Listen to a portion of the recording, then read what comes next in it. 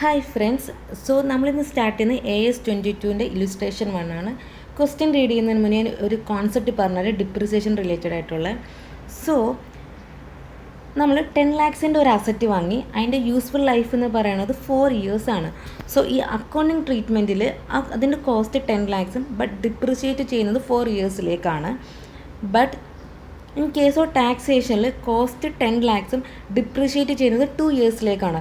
നമുക്കറിയാം ടാക്സേഷനിൽ SLM WD വേണ്ടി. ഫോർ എക്സാമ്പിൾ നമ്മുടെ SLM ആയിട്ട് കൺസിഡർ ചെയ്യുകയാണ് 2 lakhs. ഓക്കെ, എക്സാമ്പിൾ മാത്രമാണിത്.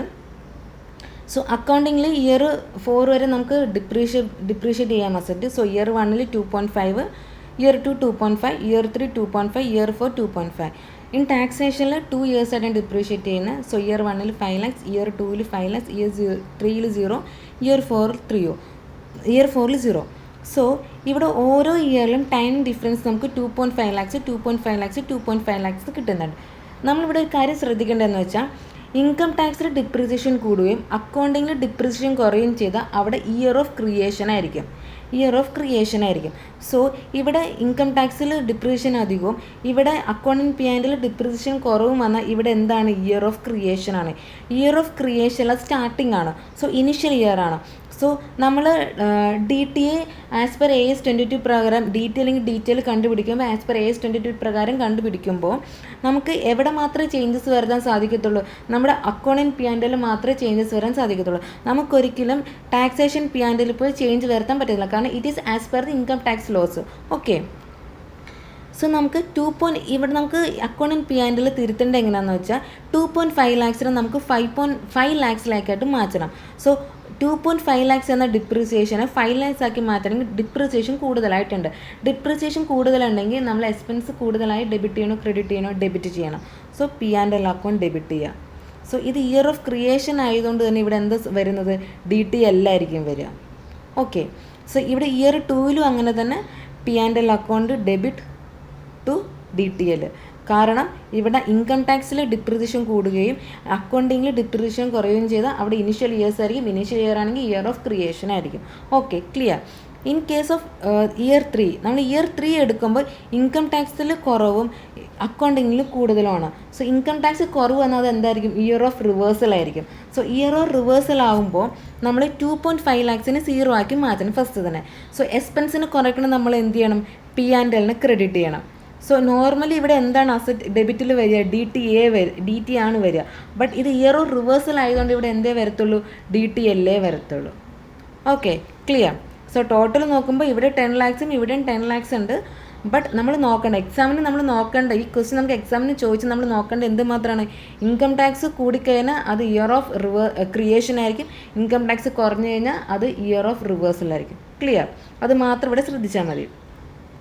സോ നെക്സ്റ്റ് കോൺസെപ്റ്റ് ഈ ക്വസ്റ്റിന് റിലേറ്റഡ് ആയിട്ട് പറയുന്നത് unamortized preliminary expenses as per the tax.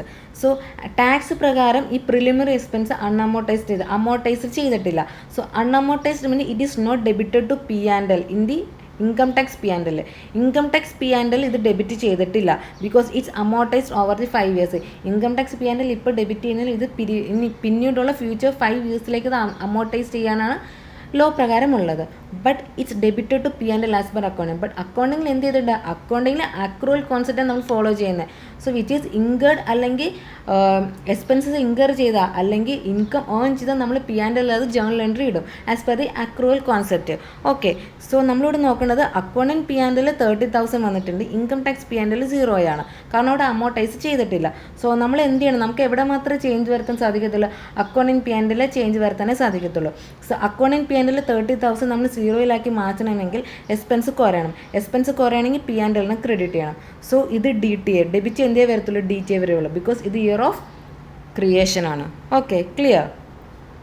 So ഈ കോൺസെപ്റ്റാണ് മെയിനായിട്ട് നോക്കേണ്ടത്. ഇൻകം ടാക്സിൽ ഡിപ്രിസിയേഷൻ കൂടിക്കാൻ ഇയർ ഓഫ് ക്രിയേഷൻ ആയിരിക്കും. ഇൻകം ടാക്സിൽ ഡിപ്രിസിയേഷൻ കുറഞ്ഞാൽ ഇയർ ഓഫ് റിവേഴ്സലായിരിക്കും. അത് മാത്രം മൈൻഡിൽ വെച്ചാണ്. ഓക്കെ, സോ ക്വസ്റ്റ്യൻ റീഡ് ചെയ്യാം. Rama Limited has provided the following information. Depreciation as per accounting records 2 lakhs. Depreciation as per income tax records 5 lakhs. So question answer എക്സാമിന് answer ചെയ്തേണ്ട രീതി ഇങ്ങനെയാണ്. സോ മാർക്ക് മാക്സിമം കുറയത്തില്ല ഇതുപോലെ answer നമ്മൾ present ചെയ്താൽ. So depreciation as per rupees science ഒക്കെ ഇടാൻ മറക്കരുത്. അതിനൊക്കെ മാർക്കുള്ളതാണ്. Okay, depreciation as per accounting 2 lakhs, depreciation as per income tax records 5 lakhs. So time in difference 3 lakh. ഇത് നമ്മളൊരു ഡിഫറൻസ് 3 lakhs കിട്ടി. ഇനി നമ്മൾ നോക്കുന്നത് എന്താണ്, depreciation which ever is higher, income tax P and L ആണോ അക്കൗണ്ടിങ് പി ആൻഡ് എൽ ആണോ higher ആണെന്ന് നോക്കുക. ഇവിടെ higher income tax P and L. Income ടാക്സിൽ ഹയർ ആയി എന്താ സംഭവിക്കുന്നത്, അവിടെ ഇയർ ഓഫ് ക്രിയേഷൻ ആയിരിക്കും. Okay, so year of creation create ചെയ്ത്. ഇനി ഡീറ്റെയിൽ ആണോ, ഡീറ്റെയിൽ ആണ് നമ്മൾ കണ്ടുപിടിക്കണം. ഡീറ്റെയിൽ ആണെന്ന് എങ്ങനെ നമ്മൾ കണ്ടുപിടിക്കുക, ഇവിടെ accounting P and L 2 lakhs ഉണ്ട്, income tax P and L 5 lakhs ഉണ്ട്. സോ നമ്മൾ ഈ 2 lakhsനെ 5 lakhs ആക്കി മാറ്റണം. എവിടെ, accounting P and L. So ഒരു 2 lakhsനെ 5 lakhs ആക്കി മാറ്റണമെങ്കിൽ ഡിപ്രിസിയേഷനോട് കൂടുക ചെയ്തത്. എക്സ്പെൻസ് കൂടിക്കണം, നമ്മൾ എന്തിനും ഡെബിറ്റ് ചെയ്യണോ ക്രെഡിറ്റ് ചെയ്യണോ, ഡെബിറ്റ് ചെയ്യണം. So P and L account debit. ഇത് ഇയർ ഓഫ് ക്രിയേഷൻ ആയതുകൊണ്ട് തന്നെ ഇവിടെ എന്താ വരിക, ഡി ടി എല്ലാ വരിക. So year of creation. ഇങ്ങനെ വേണം നമ്മൾ അനലൈസ് ചെയ്യാൻ question. Okay, so defer tax amount 3 lakhs multiply ചെയ്ത് 15,000, 1,15,000. സോ നെക്സ്റ്റ് അനലൈസ് ചെയ്യേണ്ടതെന്ന് വെച്ചാൽ unamortized preliminary expenses as per tax records 30,000. നമുക്ക് അൺഅമോർട്ടൈസ്ഡ് പ്രിലിമിനറി എക്സ്പെൻസ് എന്ന് വെച്ചാൽ P and L, income tax P and L അത് ഡെബിറ്റ് ചെയ്തിട്ടില്ല. ഇത് ഓവർ ദി പീരീഡ് ഓഫ് 5 yearsലായിരിക്കും ഡെബിറ്റ് ചെയ്യുക. സോ ഇവിടെ എന്താണ് ചെയ്യേണ്ടത്, unamortized preliminary expenses income tax P and L debit ചെയ്തിട്ടില്ല, but it's debited in accounting P and L. Okay, so ഞാൻ നേരത്തെ ഒരു എക്സാമ്പിൾ കാണിച്ചു തന്ന മാതിരി തന്നെ 30,000 നമ്മളെടുത്ത് 30,000 അക്കൗണ്ടിങ് പി ആൻഡ് എൽ ഉണ്ട്, income tax P and L 0 ഉണ്ട്. സോ 30,000 നമ്മൾ 0 മാറ്റണം. സോ എക്സ്പെൻസിനെ കുറയ്ക്കണമെങ്കിൽ പി ആൻഡ് എല്ലിന് ക്രെഡിറ്റ് ചെയ്യുക. സോ ഇത് ഇയർ ഓഫ് ക്രിയേഷൻ ആയതുകൊണ്ട് ഇവിടെ എന്തേ വരത്തുള്ളൂ, ഡി ടി എ വരത്തുള്ളൂ. Okay, that is as per accounting 30,000, as per income tax records 0, timing difference 30,000 എടുക്കുക. ഡെഫർ ടാക്സ് നേച്ചർ എന്താണ്, ക്രിയേഷൻ ആണ് of D T A. So because ഇവിടെ നമ്മൾ ഡിപ്രിസിയേഷൻ്റെ നമ്മൾ അനലൈസ് ചെയ്താൽ മാതിരി ഇൻകം ടാക്സ് കൂടുതലാണ് ഇൻകം ടാക്സ് കുറവാണെന്ന് നോക്കേണ്ട. അത് only in case depreciation case മാത്രമാണ്. ഇൻകം ടാക്സ് കൂടിക്കഴിഞ്ഞാൽ എന്തായി വരും, ക്രിയേഷനായി വരും. ഇൻകം ടാക്സ് കുറഞ്ഞ റിവേഴ്സലായിട്ട് വരും. ഇവിടെ അങ്ങനെ ഒന്നും നോക്കണ്ട. ഇവിടെ നമ്മൾ അക്കൗണ്ടിങ് പി ആൻഡ് എൽ വരയ്ക്കുക. ഇവിടെ 30,000 ഉണ്ട്, ഇൻകം ടാക്സിൽ നമ്മൾ കൊടുക്കുന്നില്ല 0. സോ 30,000 0 മാറ്റാൻ ഡെബിറ്റ് കുറയണം. ഡെബിറ്റ് കുറയണമെങ്കിൽ ക്രെഡിറ്റ് ചെയ്യണം. So D T A account debit to P and L. So creation of D T A 30,000 multiply 50%, 15,000. ഓക്കെ, ഇവിടെ നമുക്ക് ഇവിടെ ക്വസ്റ്റ്യനിൽ വേറൊരു സെൻറ്റൻസ് പറയുന്നുണ്ട്, there is adequate evidence of future profit sufficiency. ഇതെന്താ പറയുന്നത്, D T A should be recognise and carry forward only to the period, only to the extent there is a reasonable certainty. Reasonable certainty ഉണ്ടെങ്കിൽ മാത്രമാണ് നമുക്ക് D T A recognise ചെയ്യാൻ പറ്റത്തുള്ളൂ.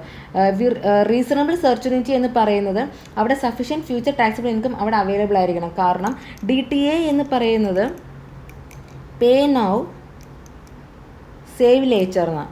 So ഇന്ന് നമ്മൾ പേ ചെയ്യുന്നുണ്ട്, ബട്ട് ഫ്യൂച്ചറിൽ ഇൻകം ഉണ്ടെങ്കിൽ മാത്രമേ ടാക്സ് വരത്തുള്ളൂ. സോ ആ ടാക്സിന് മേലെ നമുക്ക് ഡി ടി എ സേവ് ചെയ്യണമെങ്കിൽ നാളെ എന്തുണ്ടാവണം, നാളെ ഇൻകം ഉണ്ടാവണം. ഇൻകം ഉണ്ടെങ്കിലാണ് ടാക്സ് ഉണ്ടാവുക. ടാക്സ് ഉണ്ടെങ്കിൽ മാത്രമാണ് നമ്മൾ ഇന്ന് റെക്കഗ്നൈസ് ചെയ്ത് ഡി ടി എ വെച്ച് നമുക്ക് കുറയ്ക്കാൻ സാധിക്കത്തുള്ളൂ. ഓക്കെ, അതാണ് ഇവിടെ ഓൾറെഡി നോട്ട് പറയുന്നുണ്ട്. Clear? Then net impact D T L 1,15,000, D T A 15,000. So D T എല്ലാണ് ലയബിലിറ്റിയാണ് കൂടുതൽ. So D T A asset കുറച്ച് കഴിഞ്ഞാൽ നെറ്റ് ഇമ്പാക്റ്റ് എത്രയാണ് വരിക, 1,35,000. ഓക്കെ, ഇത് പ്രസൻറ്റേഷൻ ഓൺ ഫിനാൻഷ്യൽ സ്റ്റേറ്റ്മെൻറ്റ്സ്. കാരണം നമുക്ക് ഇങ്ങനെ സെറ്റ് ഓഫ് ചെയ്യാമെന്ന് AS 22 പ്രകാരം പറയുന്നുണ്ട്. സ്റ്റഡി മെറ്റീരിയൽ ലാസ്റ്റ് പേജസിൽ ഈ സെൻറ്റൻസ് കിടക്കുന്നത് പ്രസൻറ്റേഷൻ ഓഫ് ഫിനാൻഷ്യൽ സ്റ്റേറ്റ്മെൻറ്റ്സ്. അതൊന്ന് റീഡ് ചെയ്താൽ മതി. നെറ്റ് ഇമ്പാക്റ്റ് എങ്ങനെയാണ് കണ്ടുപിടിക്കുക. കാരണം D T A and D T L can be set of if the enterprises enforceable if the enterprise are legally enforceable right to set off the എന്താ set of ചെയ്യാൻ സാധിക്കുന്നത്, assets and liabilities, assets against the liabilities which is representing current tax. Okay, അത് study മെറ്റീരിയലിൻ്റെ last പേജസിലായിട്ട് കിടക്കുന്നത്, അത് read ചെയ്താൽ മതി. Okay, clear? എന്തെങ്കിലും ഡൗട്ട്സ് ഉണ്ടെങ്കിൽ കമൻറ്റ് ചെയ്യാം. ഇഷ്ടപ്പെടുകയാണെങ്കിൽ ലൈക്ക് ചെയ്യുക, ഷെയർ ചെയ്യുക, സബ്സ്ക്രൈബ് ചെയ്യുക. Thank you.